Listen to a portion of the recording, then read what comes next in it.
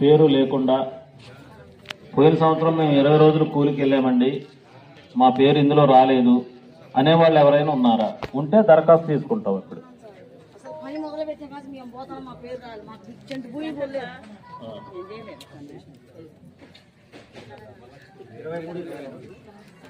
ఆగమ్మా,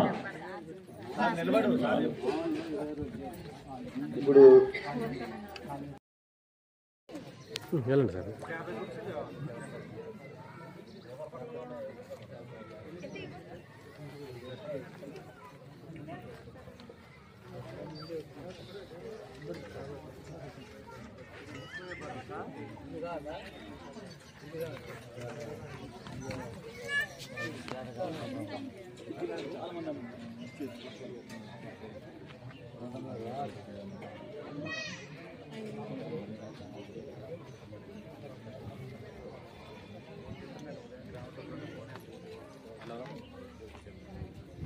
ఇప్పుడు సీతంపేట ఎవరండి ఎంతవరకు లిస్టు కూడా లేదు.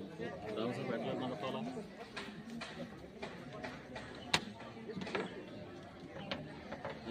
లేదు. వాడికి ప్రభుత్వం 12,000 ఇస్తుంది సంవత్సరానికి.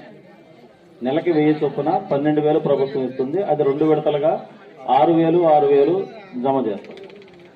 దానికి ఏంటి కండిషన్ అంటే మీరు 20 రోజులు పనికెళ్ళి ఉండాలి, మీకు సెంటు వ్యవసాయ భూమి కూడా ఉండకుండా ఉండాలి.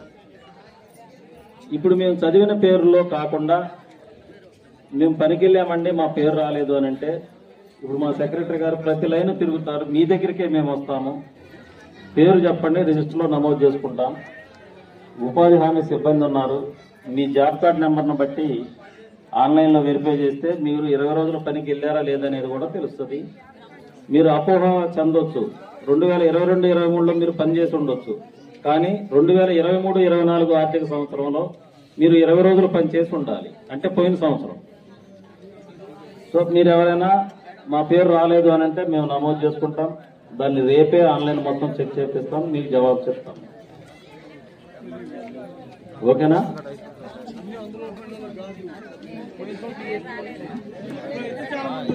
ఈ సంవత్సరం కాదు, పోయిన సంవత్సరమే, ఈ సంవత్సరం కాదు.